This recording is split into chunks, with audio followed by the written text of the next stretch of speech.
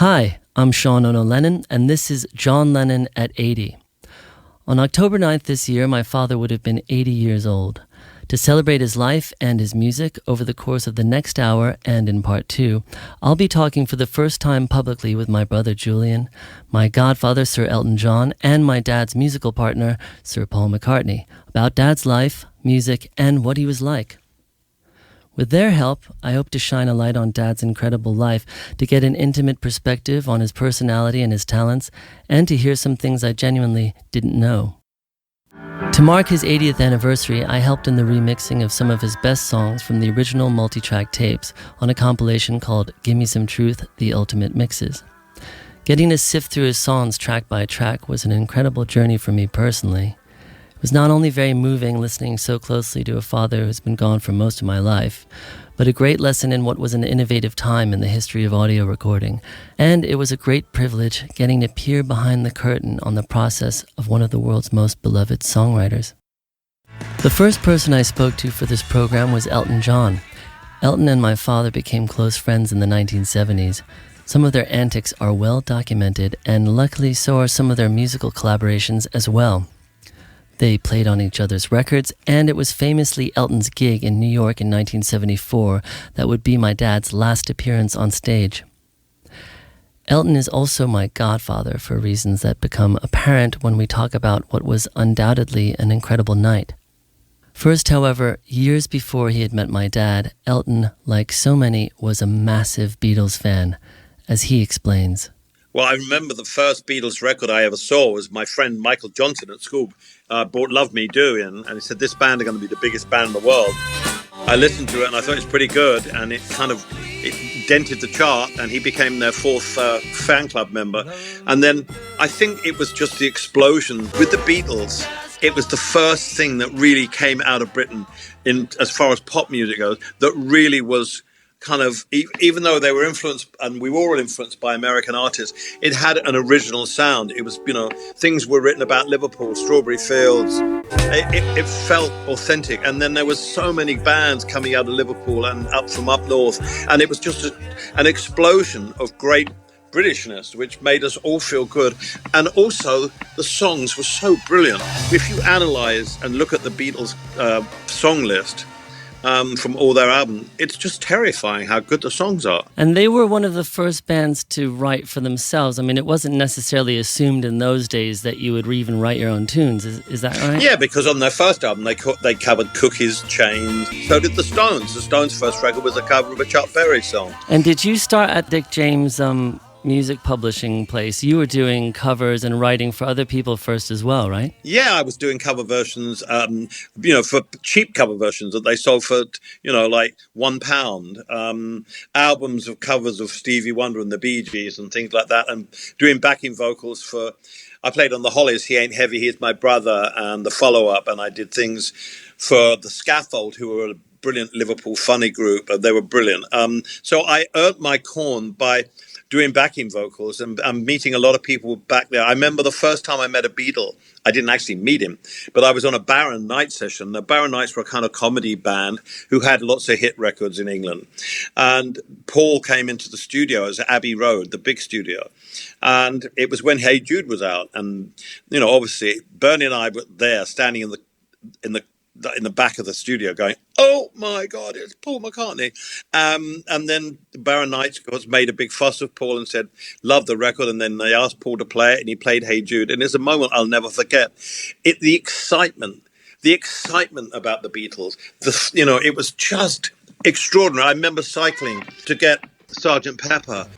I had to cycle about 8 miles to my nearest record shop, and it was a gatefold sleeve, so I had to hold it in one hand and cycle with the other because I didn't want it to be damaged. It was the first gatefold sleeve the Beatles had ever made, and it was just, at that time, it was the most incredible. It was just an explosion, as you say, of creativity, both artistically, visually, musically, and everything. And the Beatles were at the heart of all of it. Because I've read that my dad, when he first heard your voice, he was in America, I think, already, and he was thinking that's the first new kind of British singing that he really liked and dug. I think he said that he loved your music and the songs, and he liked the song, your song, and that he saw a picture of Bowie and hadn't even heard him yet, but just kind of got the vibe and thought he was going to be cool as well. So did you hear about that, and how did that make you feel before you actually met him? I didn't know about that. I knew I had a telegram from George when my first album, the Elton John album, got in the charts in America, and that was so exciting. I didn't really know that your dad was such a fan till I actually met him in 1973. And I was when I met your dad, I was a little bit, obviously I was in awe. I was in awe of meeting any of the Beatles, and they all treated me so brilliantly. But your dad had that edge that none of the other Beatles had, because he wasn't afraid to say what he thought. And I met him on a video shoot for Mind Games with my friend Tony King playing the Queen. Oh, right. Tony King was dressed as Queen Elizabeth. Did he dress as Queen Elizabeth before you did? Yes. Was he the first? That's funny. And then I was wearing a bright green Saint Laurent satin suit. And I thought, in for a penny, in for a pound. And your dad was as kind and as generous and sweet. And we just hit it off immediately. He was so funny. That's what I loved about him. And we talked about music, and we talked about records we loved. And other things. You did other things, I heard. Yeah, we did other things. We did a lot of naughty things together. We had a lot of fun. Oh, my God. Did that lead directly to you recording on Walls and Bridges? Because that was 74, but I don't know when the record was actually recorded. But I guess in those days, it was recorded and then put out straight away, wasn't it? Straight away. I mean, I remember going to the session, and Tony King was working still with your dad then, and John asked me to play and sing on the record. Jimmy Iovine was the engineer. And the track had already been done, so I had to put my piano on, which was easy. But then the thing is, John had already done his lead part. I was very nervous, but it was great fun, and it was a great track. And I said, listen, this is a #1 record. And he went, no, we're not going to put this out as a single first. But I think it was the guy at Capitol, was it Al Curry or someone, who said, yeah, this is the single. And so he went, okay. And I said, listen, if it gets to #1, you've got to come on stage with me. And he never thought in a million years it would get to #1, and it did. So you had a sense of it when you heard it. You just thought, this is a hit. The energy and everything about it was so joyful, and it was unusual. It was an unusual track for your dad to record, because it was very, very upbeat. Yeah, it wasn't cynical sort of at all. No, it was just really happy and great. And, people who played in it were amazing. I mean, Bobby Keys on sax and Jim Keltner on drums. It's unlike anything your dad had ever done. Well, I actually got to just listen to the multi-tracks of that song, because we kind of put out a 80th anniversary compilation. And it was exciting because your piano is so exciting. And I think my dad had said something like it was a shot in the arm or something. So I think he really felt like it gave it the energy that it needed. Well, to be honest with you, and I don't want to sound corny, but if you're playing on one of your dad's records, you don't need, the energy suddenly is there. If you don't perform, then, you're dead, basically, because it was just, for me, it was a dream come true. Playing on your dad's record was, for me, I could have died and gone to heaven. I cycled to Hatch-End to get the Beatles album, and here I am playing on his record and having the greatest time and having the best fun with him. I mean, we got into trouble, or we nearly got into trouble a few times, but we never had a bad word. And his kindness, I always thought John was the one that could, turn, or people say, oh, watch out for him, he can turn. And I think maybe when he was drinking a lot and everything he did, but I never saw that. And all I saw from your dad, to be honest with you, there was so much, we laughed so much, because we talked about the 50s and 60s and where we grew up, Round the Horn in England, the radio shows we liked, the songs we liked, who we didn't like. And, your dad was just a fountain of knowledge. It was a hand-in-glove thing, and I never thought that would ever happen. So did that lead to you recording Lucy in the Sky with Diamonds with him, or did one session kind of follow the next? I know Whatever Gets You Through the Night was New York. Where did you do Lucy? I did it at Caribou. We were making an album. And at that time, I used to make separate singles like Philadelphia Freedom and things like that. And I said to your dad, I'd love to record one of your songs. I said, what would you like me to do? And he said, you know what? No one's ever, he said, people recorded our songs. There's so many versions of our song. No one's ever done Lucy in the Sky with Diamonds. So I said, right, you're on, we'll do it. I love that version of it. It's very cool. It's kind of got a groove to it that's different. And he came down, and we did One Day at a Time as well, I think. And how was that? Were you more relaxed by then, or how was my dad? Was he sort of just having fun, or was he nervous? No, he was just, he loved my band. The band loved him. He was just like you. Someone, when I met your dad, it's if I felt as if I'd known him all my life. And that's the biggest compliment I can pay him. There was no side to your dad. He wasn't a snob. He wasn't anything. He was just, he liked what he liked and he didn't like what he didn't. He was very vocal about it. But, as far as being a person, I just absolutely thought he was just the best. I just got on with him. There was no attitude. I hate posers and I hate attitude, and your dad didn't have any of it. Well, I imagine he had a special love and respect for you, so he might not have been the same with everyone necessarily, but I mean, because I've been lucky enough to meet people who I really looked up to as well, and it doesn't always click as on a human level. You might still be excited, but it's nice that you guys managed to really be friends. And I know you really were, because my mom always talked about it. And also, obviously, there's this famous story in my origin story that revolves around a famous concert that you did with Dad, and that ties into the bet you had made. So you said, look, if this goes number one, or he said, if it goes number one, I'll play a live show with you, which I think is something he'd been avoiding shows at the time or something, yeah? He was terrified. I mean, I can absolutely tell you he was terrified. And I can tell you that he was physically sick before the show, absolutely physically sick. We'd rehearsed. He was fine in rehearsal and everything, but I think when he came on stage, he was fine, because the reception that he got at Thanksgiving at Madison Square Garden in 1974 was, I've never heard a noise or roar like it. And it was just, we all get goosebumps thinking about it. And a lot of us cried, and there were tears running down our faces, because here was one of the four people that were the biggest band ever coming out and playing with us. Those things are like, you treasure them. And that night, I think the reception he got, he wasn't nervous during the show. He just played the same brilliantly. But he came on very kind of slunk behind the amp. And then when he heard that roar, I think he thought, God, New York loves me. And boy, did they. Well, it's amazing, because that show is so legendary for me personally, because I grew up with this photograph of my mom and dad backstage at your show, and they're looking at each other with real love in their eyes. And they had been separated for 18 months, apparently, and I know that's when you guys had been hanging out, you and my dad. But the story is that, my mom hadn't necessarily intended on going to the show. She did with a friend. She told me she sent a white gardenia backstage, which I don't know if that's just myth or legend. And then they met.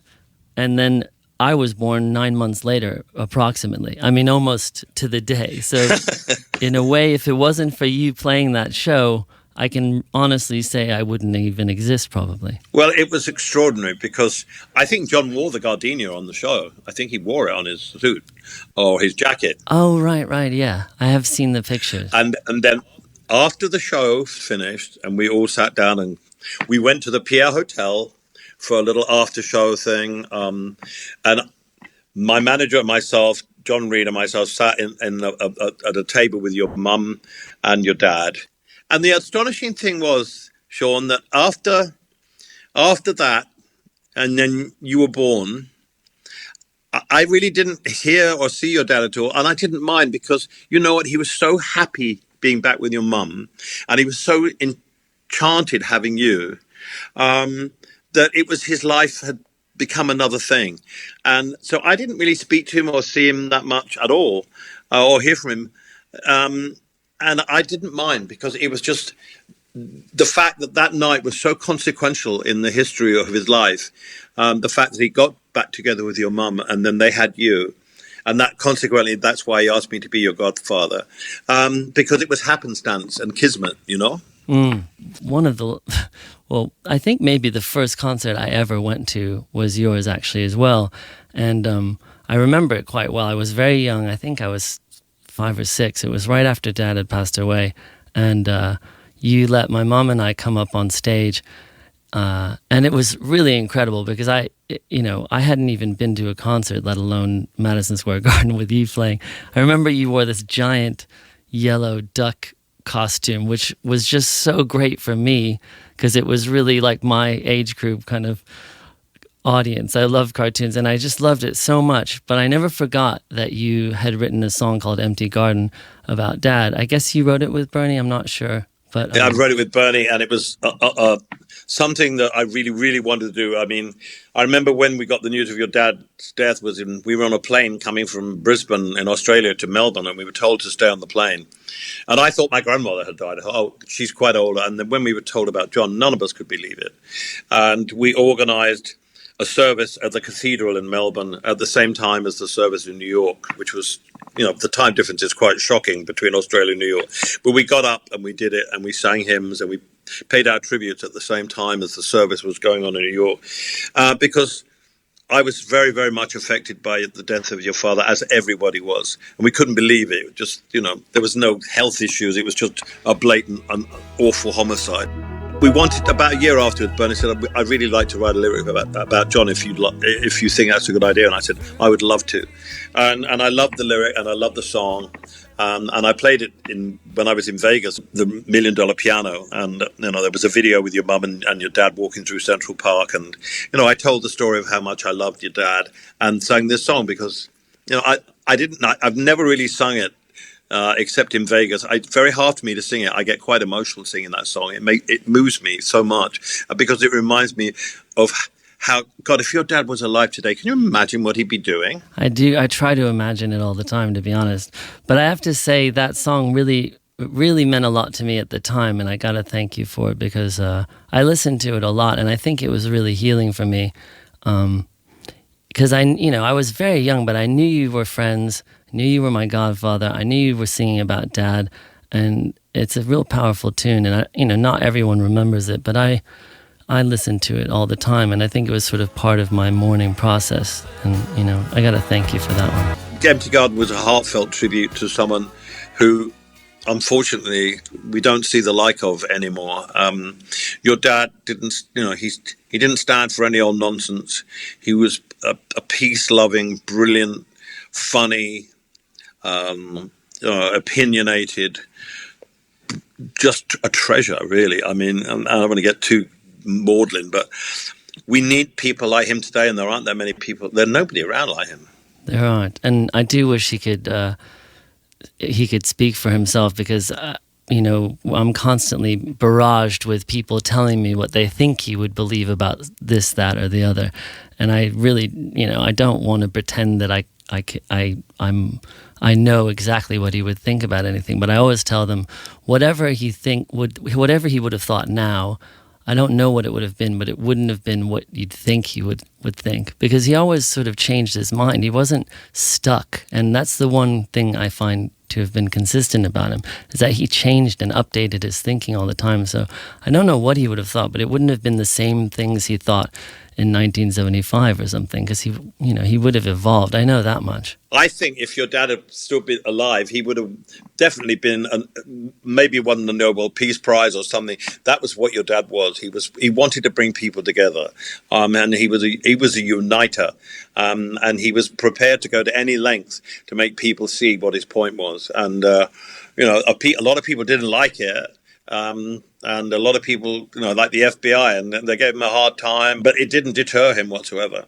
But I think when he had you, he mellowed a lot, because I just think he relished spending the time with you, that he probably hadn't have done with his first boy, with Julian. And I can see that, and I think it mellowed him a lot by being back with your mum and just having a family life. He was here. He went, but when he was here, he did so much good, and he influenced and inspired so many people, and he loved so many people, and I miss that. There aren't many people around today with that kind of personality or strength of character, and we just wish he was here. And so, obviously, you do. We all do. Yeah. Well, I mean, I know for sure that he loved you equally, because I read a lot about things he said, and he never really spoke of anyone as highly as you. He really did love you, and I'm very appreciative of your relationship with him, because it literally led to my conception and existence. So. Well, I'm glad it did, and I'm glad you're here, and I'm glad you're flourishing. My dad and Elton finishing off their version of I Saw Her Standing There at that now legendary show of Elton's at Madison Square Garden on Thanksgiving 1974. Now, Before we hear my conversation with my brother Julian, I'd first like to play you a track of our dads.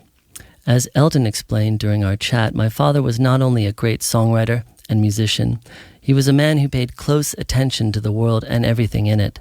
He had radical opinions and politics, and despite having an often tough exterior, he loved his friends and his family deeply. It seems no matter how difficult, you could always rely on him to tell you the truth. That was Give Me Some Truth, originally released on my dad's second album, Imagine, in 1971. For those of you who don't know, that searing guitar solo was the one and only George Harrison. In part 2 of this program, we'll talk a little more about my dad and his songwriting with a guy who knew him rather well in that respect, Paul McCartney. But now let's hear from my brother Julian. Having grown up with different mothers in different households, we had very separate childhoods, as you'll hear in this conversation. But one thing we did share, of course, was music. I asked him if his own musical awakening was because of our dad. I think it was when we'd become a little closer, and I was living with Mum and my grandmother in the Wirral in Hoylake. I think it was around 13 or 14, something like that. And he'd just finished Mind Games. I remember we'd been talking about music because that's when he gave me a guitar for for my 11th birthday, I think that was. Right, because Mind Games is 73, I think, and then you wound up getting to play on like that song Ya Ya, playing drums on Walls and Bridges, which was right after that. Yeah, it was the end of the year at school, and they did plays, and so I think it was the first time ever that there was a rock group, and so I was singing and playing, and I remembered that Dad had just sent me for either birthday or for Christmas one of the earliest Sony Walkmans. And oh man, that must have seemed like a futuristic robot or something. I can't even tell you. It's kind of like a brushed silver look, and I was so in love with it. And so I remember that we recorded that. I'd been inspired, of course, by Mind Games, and that had pushed me forward into trying a little harder and enjoying the idea that.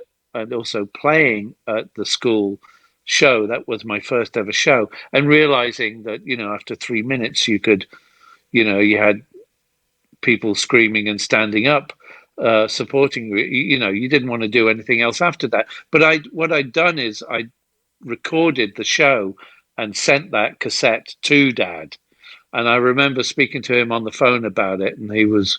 there was some congratulations there and keep up the good work. And then the next time I saw him was actually in New York, where he was teaching me a few guitar chords, You must have some memory then of jamming, because I've heard you say that you didn't realize you were going to wind up on the album and you would have tried to play better, basically. But do you have a memory of that time jamming on the drums with Dad? In the studio for Walls and Bridges? Very much so.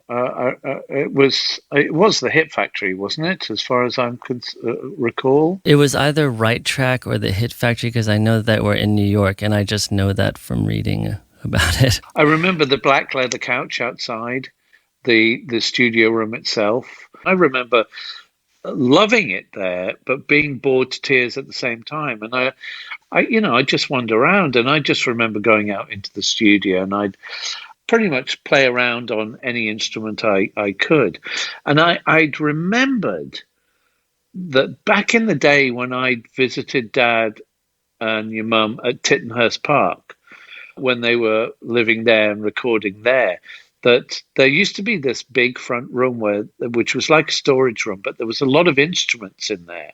And I remember falling in love with this, at that particular point in time, one of the weirdest instruments I'd ever come across, which is the mellotron. And I remember playing the mellotron at Tittenhurst. And I remember seeing the same mellotron, I believe. I was going to say, was it the famous black MK2 or whatever? Yeah. Yes, yes, exactly, yes. And that was there too. And I remember sitting there when I was bored of hanging out in the control room, I would sit in there and play on the Mellotron, Dad's Mellotron. And for me, that was the best thing in the world. I fell in love, truly fell in love. But then, there was a drum kit there, and I was just literally whacking. I had one stick and I was just whacking it just to hear it, from a rim shot to the different sounds, different angles, and then all of a sudden, Dad comes in and he starts singing and playing Ya Ya, and I'm trying to, keep in time and going, okay, wow. Oh, I was thoroughly anxious, nervous beyond belief. I mean, I had no idea they were recording at the time either. That was not a clue. I just played along, and I thought, oh, that was fun, nerve-wracking but fun. It's probably good that they set you up like that, because it would have been harder anyway. Well, yeah, and again, I don't think it was intentional. I think it was a thing that even Dad discovered later from Jimmy saying, "Oh, I recorded that," Oh, that's cool. And I think it was a last-minute thing of, doing something nice and putting that on the end of Walls and Bridges, which was obviously a major surprise. And a mega album too. That's really one of my favorites. No, there's some great tracks on that one, and obviously Elton. I do recall Elton being in the studio as well. Yeah, because they did Whatever Gets You Through the Night together. Wow, so you were there for that. That's amazing. Tell us about that. Yeah, I was around for parts of that. Yes, I do recall Elton being in there singing that at some point. And so, because I know Elton overdubbed the piano on that, or underdubbed, I guess you'd say, under Dad's voice. Underdubbed? I don't know if that's a word. I invented a term. Underdubbed. But I remember Elton playing piano at some point, but I don't recall whether that was for tracking or whether he was just messing around, or, because at that point I didn't know what was what. I mean, I was literally just, brought into the studio on a few occasions. So yeah, I actually have know. I was much younger than you, but I have a slightly similar memory of when they were making Double Fantasy. Mom she kind of tricked me in this case, because she wanted to get my voice somehow recorded that they wound up using later, but they didn't tell me. So I kind of remember them saying, your mom wants to talk to you. And it was kind of like it felt like a setup, but I didn't know why. I walked in the room, I'm like, yes. And she starts talking to me. And eventually later I realized that had been a sort of secret recording, because they wanted to use my voice. And I remember feeling, maybe in the way that you did, I remember feeling a bit embarrassed. Like, I wish I had known, then I would have sounded cooler or whatever, because I hated my own voice then as well, especially when you first hear your voice played back. It's like a nightmare. Yeah, well, I mean, I'm sure it's cute now, but at the time I felt very betrayed by the whole thing, to be honest. I remember hearing that. I loved it, though. I hate when people ask me what my favorite song is, because honestly, I truly don't have a favorite color, so it's very hard for me to say my favorite film, my favorite song. You and I are so alike in that regard, because I'm exactly the same way. Because it depends on the day. And why should you have to choose a particular one particular favorite? I mean, I won't say it's like a rainbow, but my God, there's so much beauty in so many different things. How can you just say that's it? That's the one thing. I think we're all expected to just sort of choose favorites, but not asking you what your favorite is. I mean, just generally, for example, I was just wondering if you had any sense over, the period of Dad's solo career of what it meant to the Beatles fans, him going solo. Because I know a lot of it was controversial, and obviously there was a lot of controversy in just the divorce and my mom and him marrying my mom. But, separate from that, just musically, his career seems to stand out in terms of people like him from the 60s who went on to make solo records. His stuff just seems so radically different and, in a lot of ways brave, like Plastic Ono Band, the first album. To think of him basically still being a Beatle at that point and then going to this music that's extremely raw and unpolished. Did you have any sense of how the fans felt or how you felt or just the feeling that it gave to the world. Like, here's John Lennon who's taking huge risks again. He took risks with Peppers and, Revolver, and now he's taking another musical risk by doing something so different. Like, do you have a sense of that? Because I like talking about it or thinking about it, let's say. Yeah, I certainly wasn't aware of other people's perception or fans' perception of that, but certainly, when you look through the timeline of his life, his career, with and without the Beatles, they went from very simplistic but powerful songs to very complex songs on so many levels, whether that's the arrangements, the chord structures, the melodies, the harmonies, you name it.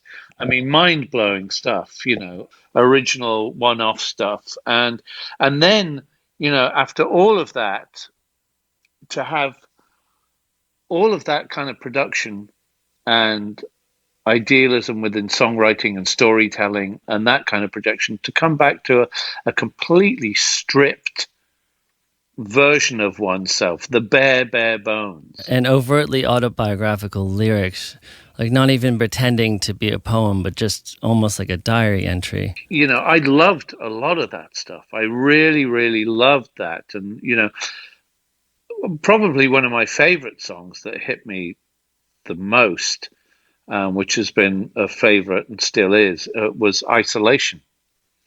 Not only because of, again, the song itself, the structure, the chords, the melody, but also lyrically what it was saying, because I felt very much like that too. I felt very isolated as a human, as a child, within the world's community. Growing up, as I've told you this on many occasions, I was isolated. I went to a lot of new schools, and I was pointed out as and introduced as John Lennon's son from the Beatles on the first day of school. And, it was a nightmare. I can't even tell you, I don't even want to go there, how difficult that became for me in life, having to go through that. Yeah. And so that song... Well, I can relate, to be honest. I can, Of course you can. Of course you can. I remember when I wanted to go to England, because I always felt, from my perspective, that I'd sort of been banished from this beautiful, magical place called England, where I'd see pictures of Kenwood. I saw pictures of you and Kyoko playing at Ascot, and we were in New York in the 80s, which was, a rough place. And then Dad obviously had been taken away in that rough place, and I felt like England was a magical wonderland. And I wanted to go to school there, and I'd gotten into the school, and I went to go just see the place because I wanted to get away from New York. And the first day they said, right, so we're going to have a press conference about why John Lennon's son's coming. And I just said, okay, I'm not coming here. And that's why I actually wound up going to boarding school, because I couldn't, it was scary, that whole, the threat of the press conference. No, well, not only that aspect, but, just people talking about you, in your face and behind your back, and just pointing at you, and, you just don't know. It was almost, next to impossible to find real friends or true friends. You didn't know who was who, or what they wanted, or why they were hanging out with you. It was a tough one. And that has remained throughout life. I mean, obviously, as we get a little older, more mature, we our gut instincts, we follow that a lot more, and we have a better sense about us and about people. But listen, more than anything, I'm just glad that we're here, that you and I love each other and are able to connect and talk so openly about any of this stuff. Me too. This is, you are my family. I know, the only brother I've got. Don't get me crying over here. Oh. Next subject, please. I know. I honestly, I do worry about crying, because sometimes when I talk about certain songs that Dad wrote, they're just so emotional. Yeah. They're hard for me to even think about, let alone listen to some of them, especially, the later stuff, just because I have so many memories of them making Double Fantasy, and some of that stuff just breaks my heart because it just sort of, it's like a time machine. It takes me right back to those moments, which were pretty tough. When you're going through it, it's weird, but you don't really have a perspective on how strange it is to be John's son. No, because the thing is, we don't know. The other thing is, we don't know any different. Exactly. We can only imagine what it looks like from the other side, and vice versa. But I mean that's where speculation and stuff like that can get in the way of things, as opposed to just being open and honest with people and asking, talking to people straight. It's much better to be direct. And I think that's certainly one of the things that I learned from his, his solo work, was that directness and that rawness and that, I mean, it was heart-stopping stuff in many respects because it was so truthful. Yeah, I think it was connected also with that primal scream therapy that they were doing. Very much so. Because they were kind of trying to get in touch with their inner raw selves, and you can hear it in songs like Mother. Yes, I know. Like that song Mother, by the end, he's just really wailing, and it's amazing because it's very cathartic, but it's also so... there is a lot of love there. It's not like an angry song. It's really beautiful. Absolutely.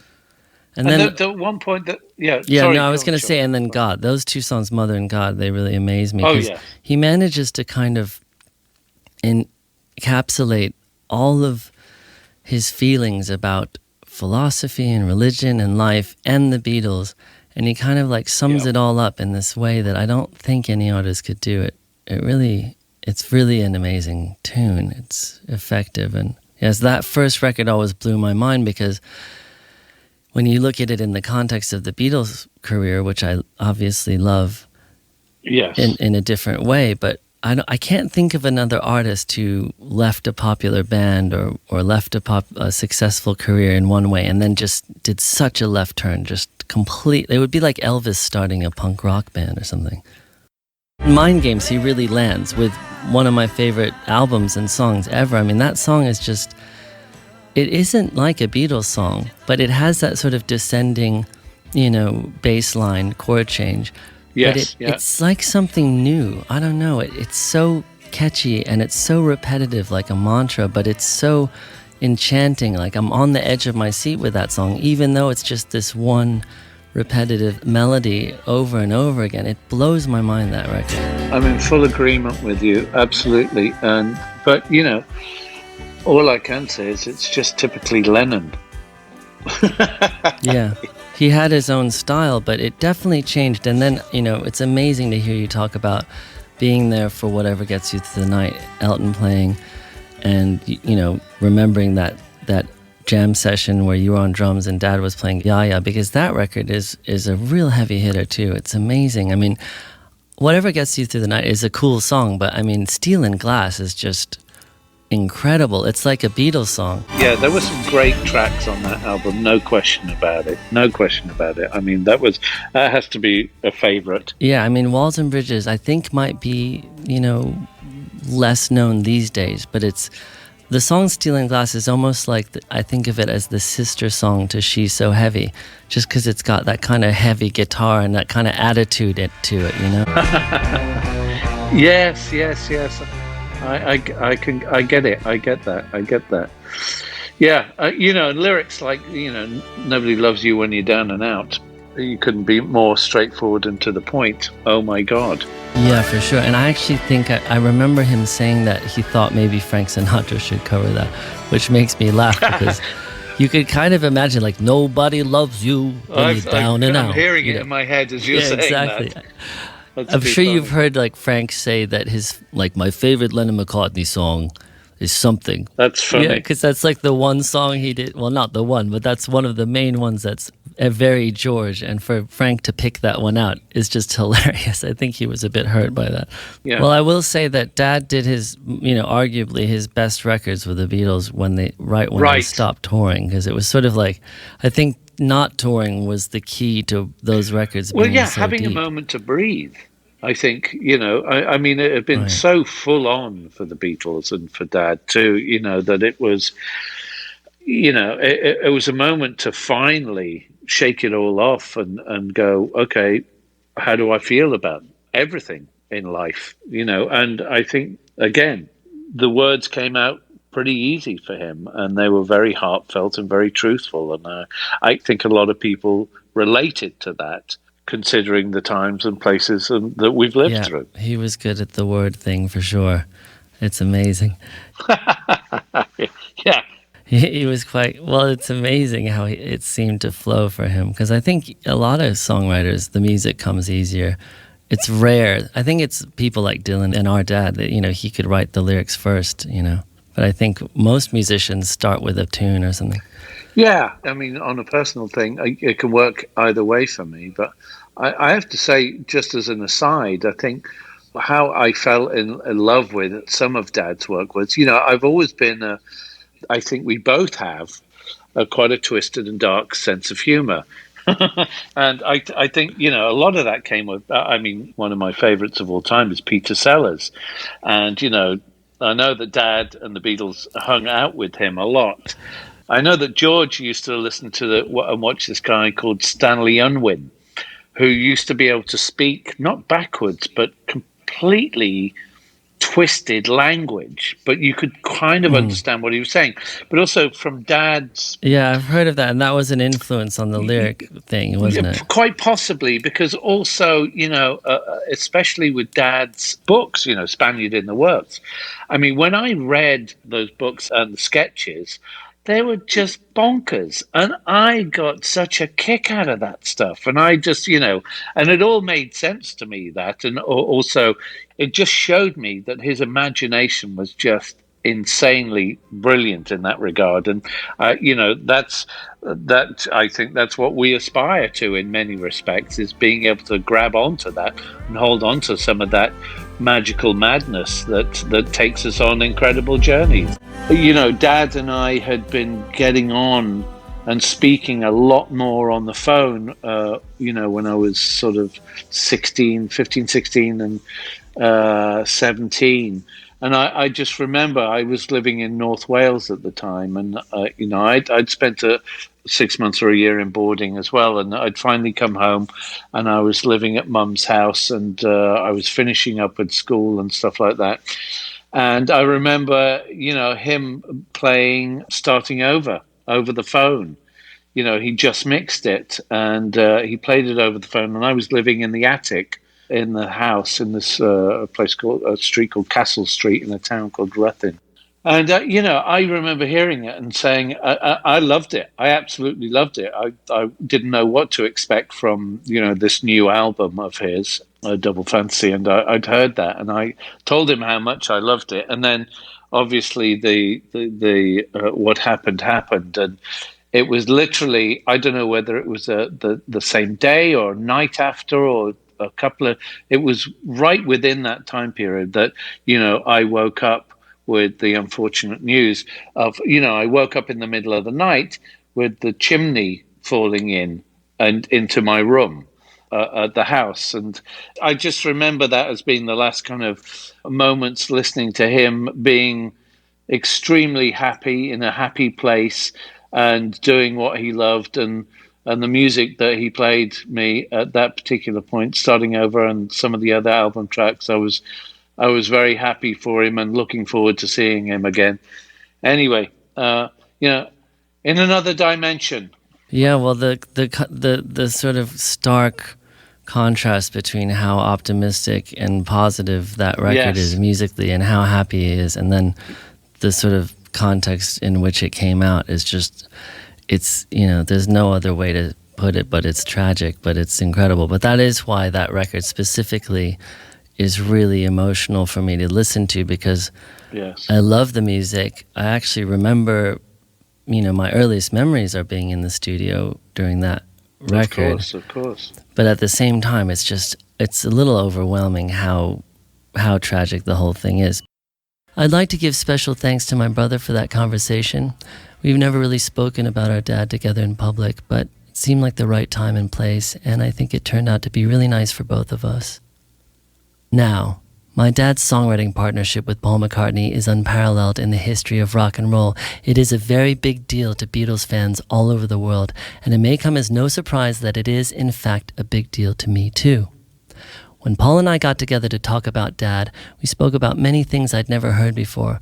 I began by asking him when it was that he realized Dad was a special guy.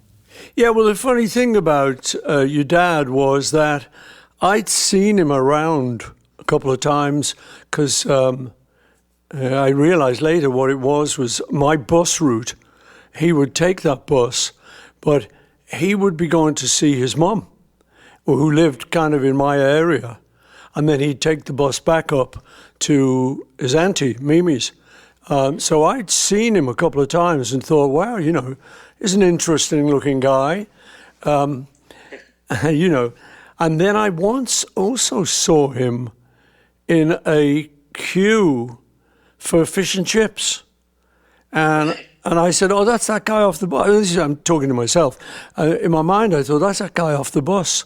He is pretty cool looking. Yeah, he's a cool guy. And did you know he was a musician already at that point? No, I knew nothing about him except that he looked pretty cool. He had long sideboards and a bit of greased back hair and everything. Was that the teddy boy kind of look at the time? Yeah, exactly. It was the teddy boy look, yeah. Was that your look as well then, or were you more of a rocker? Yeah, I think all of us were trying to do a bit of that at that point, so if you ever noticed anyone who was trying to do it, you thought, oh yeah, I'd probably get on well with him. But I didn't know anything about him, and I didn't know who he was, except that I'd seen him on the bus and I'd seen him in the fish and chip shop. But then my friend Ivan, who I knew at school, was a friend of John's and took me up to the Village Fete and introduced me there. So it was like, oh, that's that guy who I've been seeing. And then obviously I knew he was a musician because he was in the little band, the Quarrymen.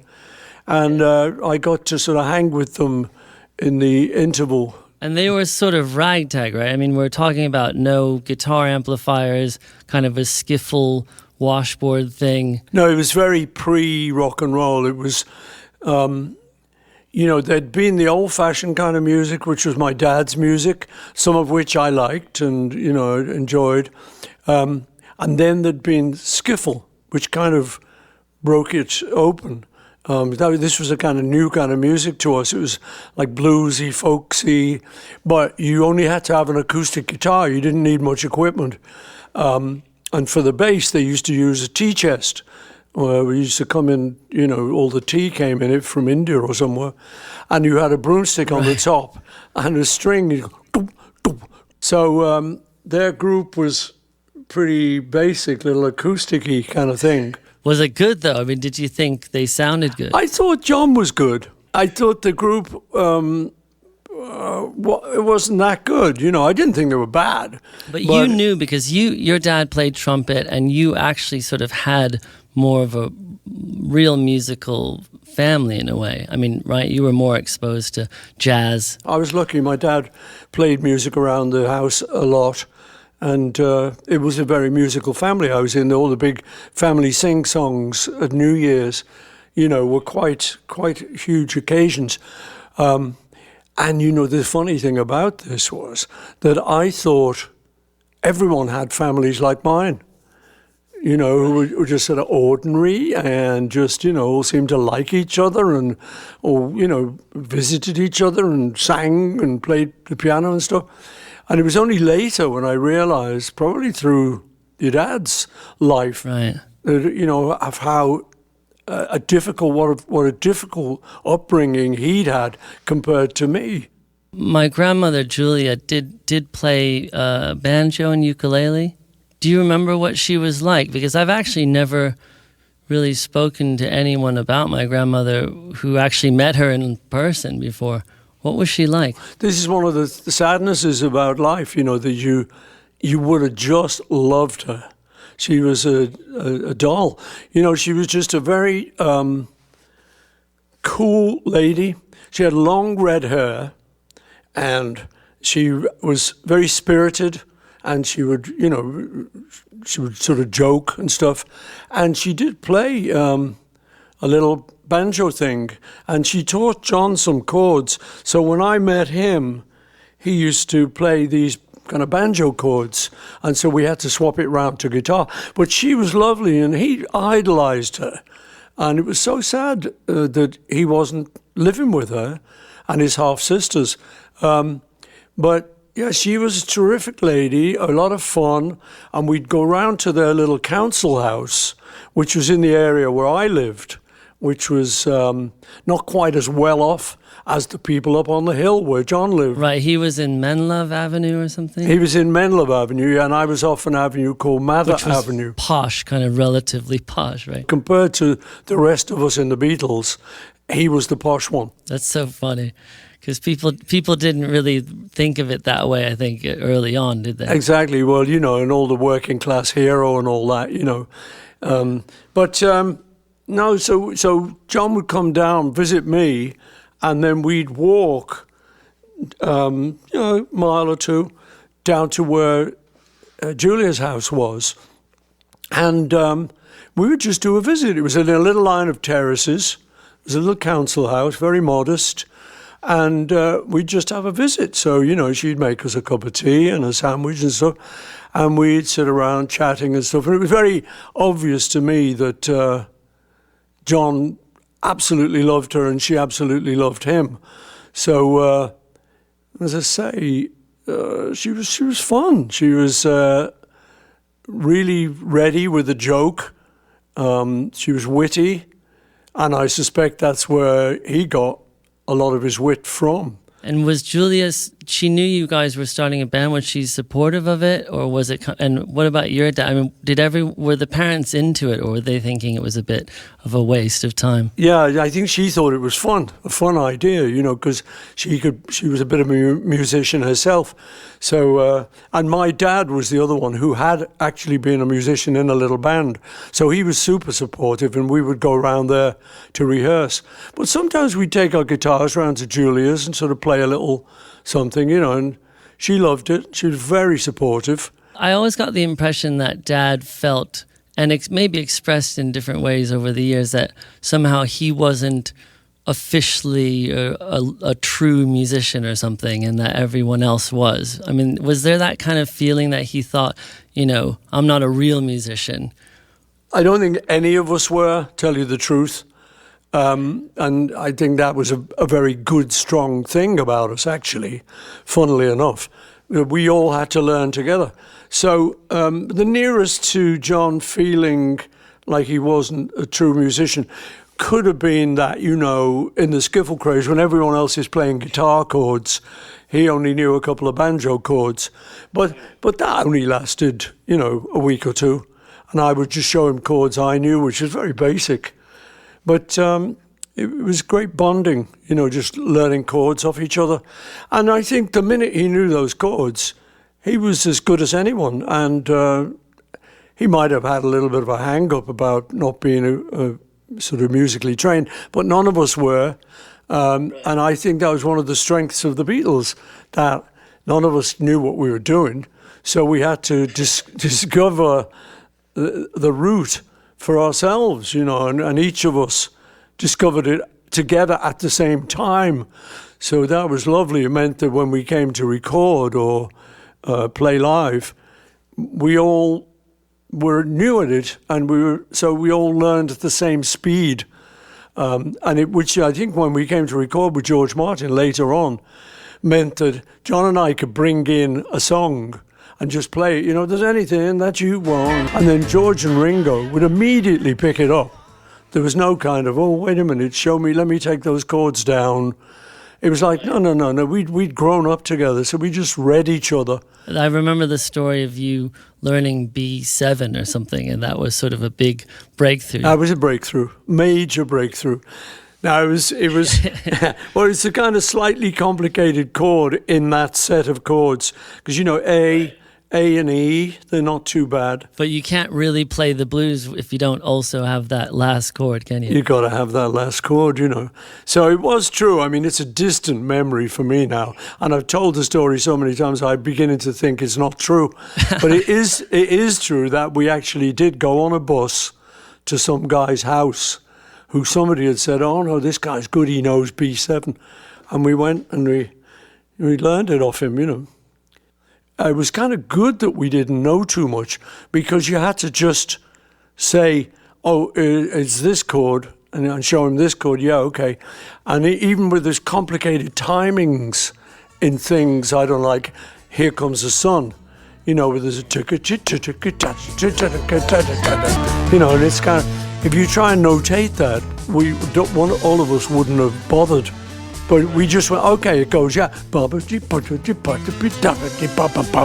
Yeah, no, that's and Dad wrote a few songs with odd time signatures, like Good Morning. Yeah, I think. I mean, Happiness is a Warm Gun has a bunch of different tempo changes and stuff, which is quite progressive actually for a quote unquote, you know, non-musician or self-taught musician. I think what was important wasn't who was more sophisticated than the other or whatever, and there maybe is some truth that musically I had an edge because my dad had shown us some things, and I'd learned the guitar chords a bit before John, but it wasn't so much that, the sophistication, it was attitudes. So my attitude would be, this is what I want to do. And then John would bring another edge to it. So what was the great thing was the combination of those two attitudes. You know, and I look back on it now like a fan. You know, I think, wow, you know, how lucky was I to meet this strange teddy boy off the bus who turned out to play music like I did, and we get together, and boy, we complimented each other. You know, it was a bit yin-yang. You know, they say with marriages, you know, opposites attract. And I think, I mean, we weren't like madly opposite, but I had some stuff he didn't have, and he had some stuff I didn't have. So when you put them together, it made something extra. It really did. I mean, when I look at you guys, just, you know, as a fan myself, when you wrote Yesterday, it just seems like a real, like a comet from outer space. It's just kind of, it's really like a breakthrough for you guys musically. Do you remember? I also always felt that might be true, or I've heard that was true of my dad writing Strawberry Fields. Do you remember feeling anything special about him writing that or playing it for you? Oh, yeah. Yeah, in fact, it's funny. I heard it on the radio coming in this morning. Really? Yeah, I thought, this is a sign. It's funny when you hear a thing on the radio and you haven't analysed it recently. It was great to hear sort of what we did. I mean, I knew that what Strawberry Fields was. It was this place right next to where John lived, which had been an old Salvation Army kind of orphanage thing. We used to peep over the wall, you know, and look over the gates there. And by the time I was there, it had been closed down. And John would say, oh, look, you know, this is Strawberry Fields, and there's, you know, used to be old kids playing in there and stuff. So when we came to get the song together, John, it was essentially John's song, and he sort of brought it in. But it was such a lovely piece, and I think very ahead of its time with all the lyrics. You know, I think, yes, I don't, maybe, hello. It's really like a sort of great poem. And I suppose the other thing is that when you analyse it, it is John telling you his troubles. You know, we all sort of think about life and we go, is that true? Or is that, I don't know, maybe, well, so-and-so. But he put it very succinctly in the song. Yeah, I mean, you guys seem to be also inventing that kind of interpersonal, reflective kind of songwriting. Was that something that you guys got a bit from Dylan a bit? Or, I mean, I've heard that, I just don't know if it's true. We certainly got a lot from Dylan, and I know I had one of his first LPs at home before the Beatles. You know, I used to play that quite a lot, so I was steeped in him, and I think your dad was too. So, but that was just one of the influences. There's an awful lot more, because Strawberry Fields and Penny Lane, those are very much us remembering our youth. And it's a funny thing we used to say when we were a little older, like 20 something. Yeah, you were really young. Which look like babies, but we thought we were kind of men of the universe, big men by then. It's, as we got a little bit older, if ever there was like a problem with a song or recording, we'd often say, what would our 17-year-old self think? And we refer back, because that was the wisest age, we reckoned. If it's 17, you go, nah, it's a load of crap. Right, you had it all figured out. That's great, needs more drums, or, just very basic thinking. It was a whole very exciting time. And I say, with Strawberry Fields and Penny Lane, if I'd say Penny Lane and talk about the barbershop, John would know exactly what I meant, because that was his bus terminus, where he had to, if he was coming from the Liverpool city centre, he'd probably have to go to Penny Lane and then change to go up Mendelove Avenue. So we were very intimate with that place. And the same, as I say, with Strawberry Fields. These were places from our lovely days of our youth. And so when we were writing later, maybe 5 years later or something, it was great to write about those things. I think it's always good to write about memories. I don't know if I'm allowed to say, but I've had little glimpses of some of the studio banter from the Let It Be period, and it just made me think, like, wow, growing up, there was always this myth that, things were a bit grumpy or whatever, and there was this kind of like, there was this mythos around the film and everything. But actually what surprised me, was that you guys then and throughout your career just always seemed to actually be having so much fun. Like, it was very lighthearted, and you guys are joking around and enjoying yourselves, I think. Is that true? Like, do you think it was a bit of a myth, and that looking back, do you notice how much more fun it seemed or something? Because I remember seeing in an interview with you saying... I think it was the fact that the Beatles were breaking up, which was a very difficult time for us. It was like a divorce, So it's very difficult to collect your thoughts and to just be jolly. And by the time Let It Be came about, that became the story of the film. And then that, coupled with the fact that we'd broken up, left it left a sort of cloud in the room, I'd always bought into that. So for years, when people say, oh, what about Let It Be? I go, yeah, I didn't really like it, because it was such a gloomy period. But then talking to Peter Jackson, when he was looking at the 58 hours of outtakes, I said, well, what's it like, kind of thing, expecting to say, well, it's very gloomy, you're all arguing all the time. He says, no, he said, exactly what you've just said. It's amazing, he said, you like jolly and stuff. And he showed me some bits, and it's just great. It really made me happy, because, for years there, I thought, oh God, the Beatles broke up, and it was acrimonious, and we were arguing, and which happens in a divorce, Yeah, I remember you saying that you saw a picture of you guys at I think it's from the Let It Be session, and you just are obviously so close, like you're writing some song together, and that reminded you. That was a picture Linda had taken. It really gave me hope, that picture. Before the Peter Jackson thing, that was like one little picture I held onto.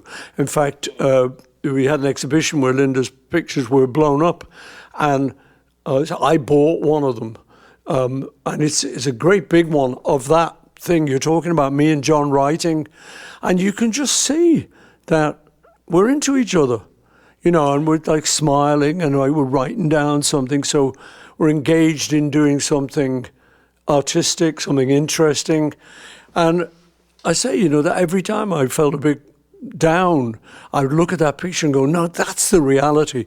And so I'm loving the fact that Peter Jackson's discovered more of that reality. I'm excited about it.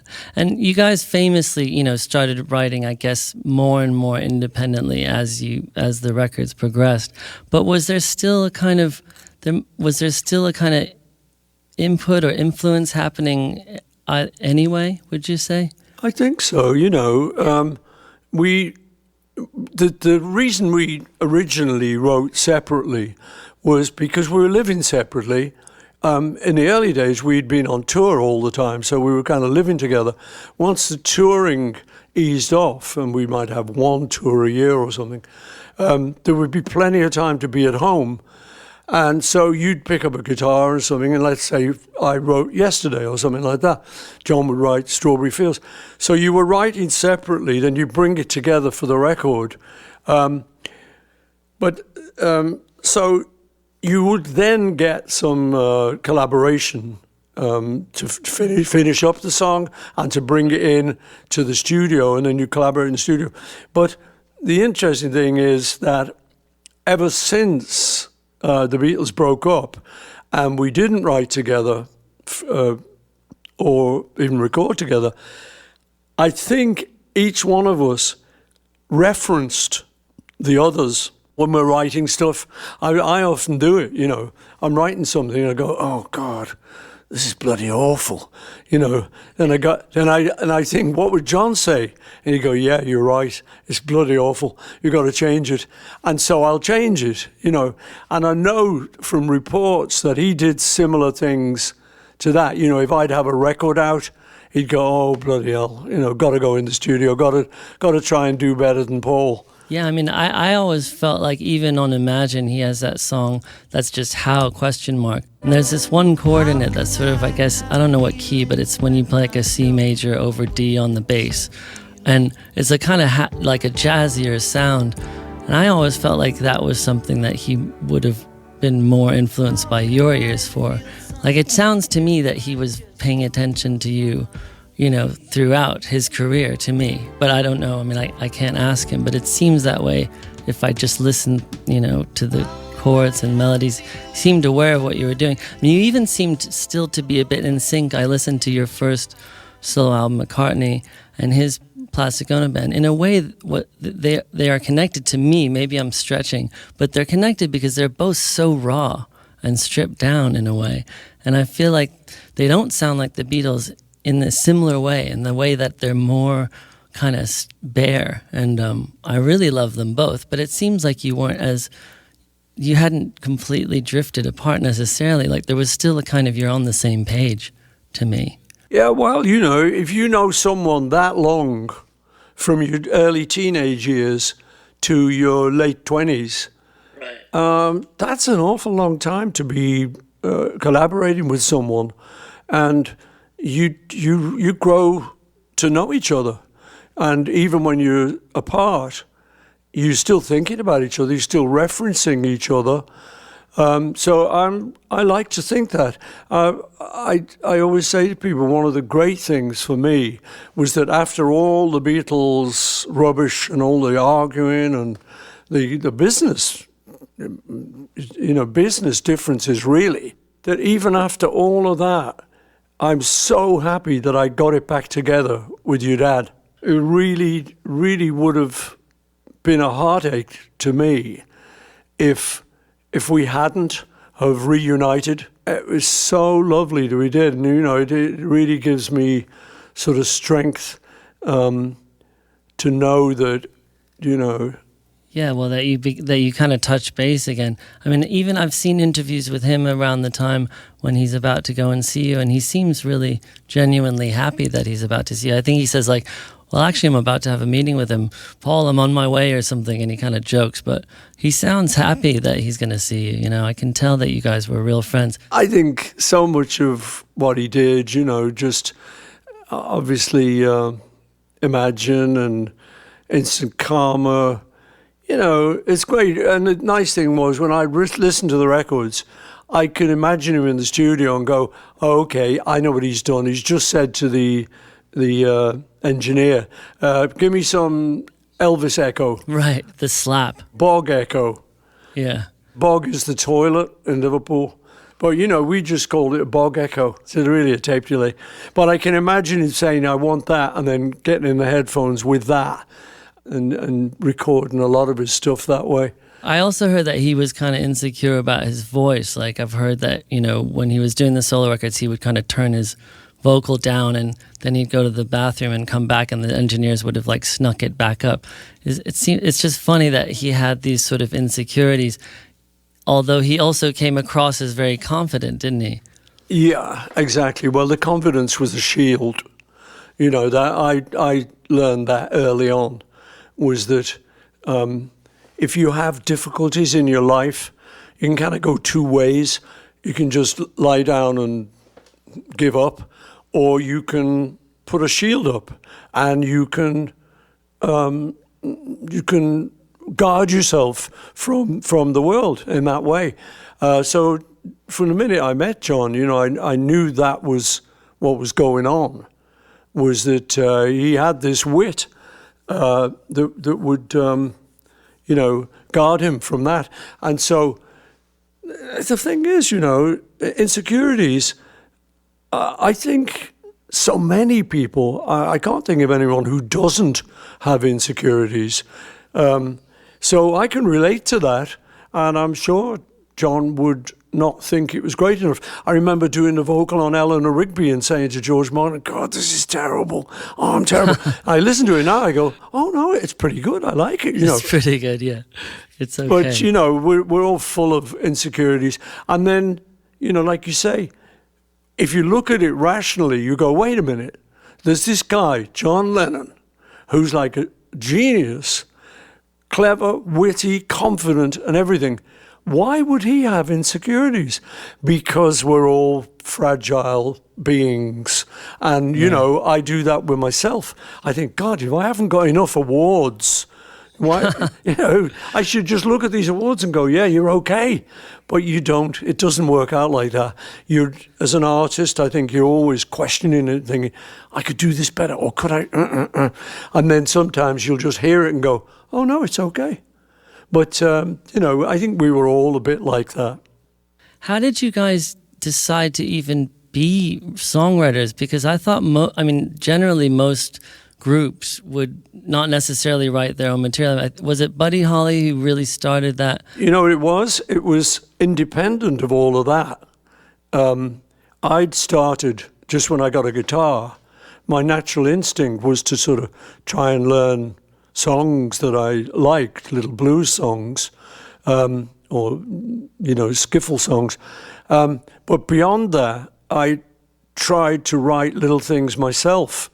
And it turns out so did John. So what I would do is I was just talking to someone about myself, and they said, what are your hobbies? Go, oh, I don't know, I love drawing, and I like songwriting. I try and write songs. And instead of these days where someone might go, oh, you do? Well, that's interesting. People would go, oh, yeah, okay. Do you like football? And no one would pick up on that songwriting thing until I met John. And then I said, well, I've written a couple of songs. So have I. So we had just independently, having our guitars, it had struck us as a good idea to try and do something of our own. And they were pretty basic little songs. But when we got together, we used to go around to my house, and we'd play these songs. And we had that really just before Buddy.